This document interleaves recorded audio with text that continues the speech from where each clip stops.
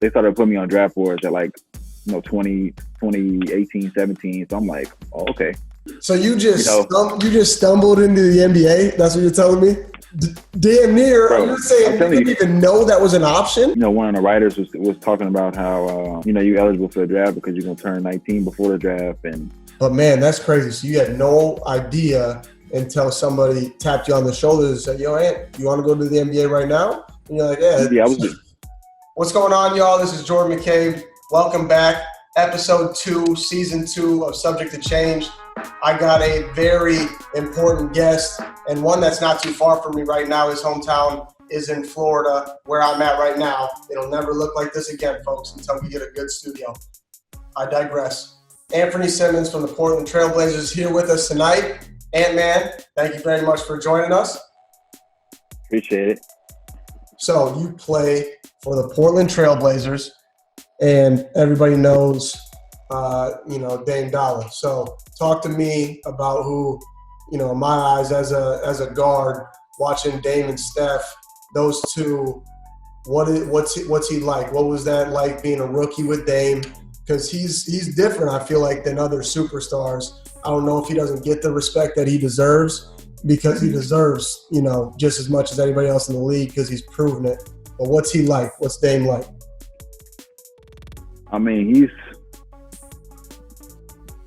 he's authentic to me. So like, he's just he acts like a regular guy. You would never know he's this top 2 point guard in the league. So just learning from him, and he's pulling to the side, teaching you things even during the game. I'm not playing, but he pulls me while he's playing and teaches me something. You see this, you see this, you see this while I'm doing this. So he's authentic. I work out with him even throughout the year. I see him coming in at night because me and him work with the same trainer, so I can see him coming at night working on his game mid-season, and I don't see a lot of guys doing that. So I think that speaks to where he comes from, and knowing who he is and how hard he has to work just to stay ahead of people and stuff like that. So the guy's authentic, man. You can see in the work and why he's become who he's become. Is he goofy? No, he's not a goofy guy. He mess with you? He's not a goofy guy. I mean, he likes to joke around a little bit and stuff. So, but I don't want to say goofy like kiddish goofy, but he's pretty serious. So he's not like JaVale McGee running around. No, he's not like that. But he's more he's not serious all the time. No. Right. Like only time I see him serious before a game. He's real, game, obviously. Yeah. Those are the best kind of people to be around there. Goofy when they have to be, but they can lock in, obviously. So yeah. What about CJ?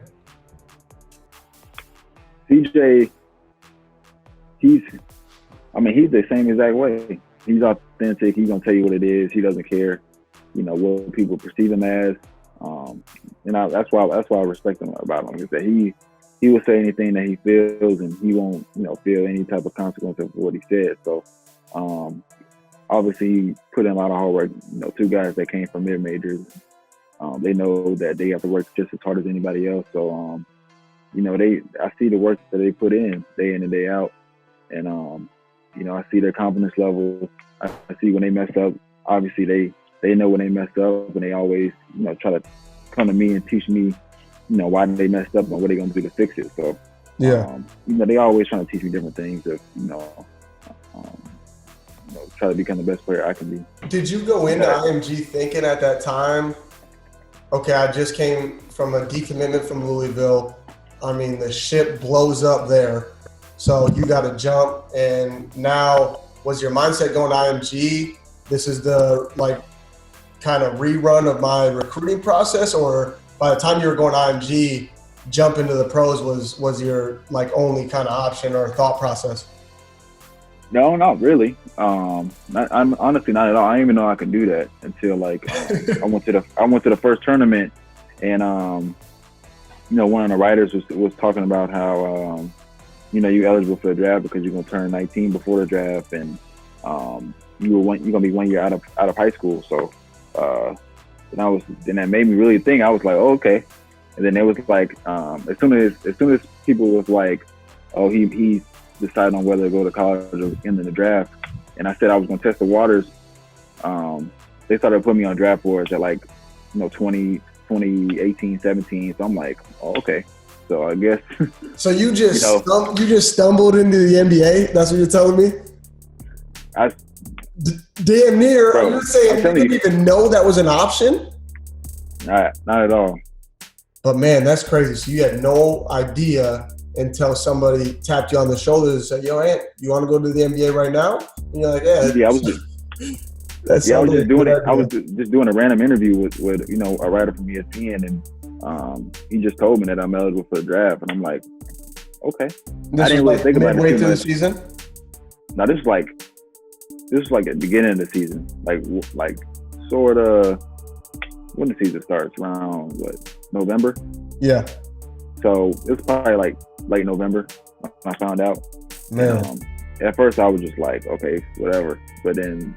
Obviously, people were like, you're probably going to be a first-round pick. And I'm like, well, I could just, why wait and play a year of college when I could just do it right now and work my way up? Yeah, because you were the first, you're the first American since 2005. I'm sure you've heard the stat a bunch of times, but just to make sure people know what we're dealing with here, the first American drafted out of high school after doing his post-grad year. And you were drafted 24th overall and right to Portland, right? Mm-hmm. Right to Portland. Okay. Man, that's crazy. So now we're making the jump from prep high school basketball to the National Basketball Association, the biggest stage of them all. Tell them, because everybody wants to know what's the biggest adjustment. I'm sure you have been asked a lot, but I'm curious. So what's the biggest adjustment from the level you were at to now being in the NBA? What are some key adjustments? You can go on all day about this. I want to say everything, but I mean, if you want to speed of the game, physicality, and everybody's IQ through the roof. I mean, most of them IQ through the roof. So those are the three things you gotta understand your opponent, understand what they do well. Obviously, you have the strength to do things, guard, get through screens, all that other stuff, and obviously you got to have a high IQ. So I think the first year I'm just learning what the NBA game is like. So I'm just watching Dame and CJ and them play all the time. So I'm just trying to learn from them. And on this year is actually going out there and playing and kind of going through those things that you saw. And going through those like growing pains and stuff, and trying to get through those. Yeah, no doubt. There's obviously, making that kind of jump. There's a learning curve, and obviously you handled it crazy well. Your first kind of breakout game was the last game of your rookie season, right? Mm-hmm. Yeah. So you tell us about that, because go ahead and read the stat line. I ain't even gonna read it. I know how many did you have in that game? I had 37. 37 of them. I watched everyone in the hotel. Go ahead. Tell us about that game. So the night before we was playing on a basketball. We played the night before in LA. I remember that because we won the game winner, and so everybody didn't want to play. All the guys that played, they didn't want to play the last game because we knew we were gonna make the playoffs and we most likely gonna get the 3 or the 4 or the 5 seed, whatever, something like that. So coach came up to all the young guys and was like, "You're gonna play the whole game, literally the whole game." So I tried to get my mind right for it, and so when the game came and it was like, Dame came up to me and was like, "Take your time. You're gonna have a lot of time to shoot and just play the game and take it slow." So just starting off the game, I just try to just relax, knowing that I'm gonna have the ball in my hands most of the game. So that kind of boosted my confidence as well, because knowing that I got control of the game and I could feel out the game as well. So went out there and just took all the shots that I like to take and knocked them down and started getting hot, honestly. So you were in the zone, right? Mm-hmm. Okay. Now that's an obvious question, but I ask it only because I'm I'm trying to get into reading, Anfernee. Okay, I'm sitting out here on the beach. I'm reading books. All right, and I'm reading Relentless by Tim Grover. I don't know if you're much. Good book. I already read it. You already read it? Yeah. That's good stuff, right? About being a cleaner and stuff. So he talks about being in the zone. I love that we're connected already on this. So tell me, in that game, you know, what are you feeling? Because everybody wants to recreate the zone, but it's not easy to do. But if you can think back, I know it's been a while now, to that game, what are you feeling in terms of where your nerve level is, where your, you know, excitement? Are you amped up? And I'm not going to talk for you, but you're pretty like even-keeled dude, right? Level-headed. Mm-hmm. Yeah. So talk to me about all the little stuff going in that real hoopers are going to want to know right now. Obviously, you just being anxious of wanting to go out there knowing, but like I knew that I was going to have time to get going and try to attack in different spots. So I was kind of relaxed in that state because I knew, you know, obviously I'm not going to get taken out. For nothing I do. So I can go out there and make mistakes and be all right. And you know, take the shots I want to take.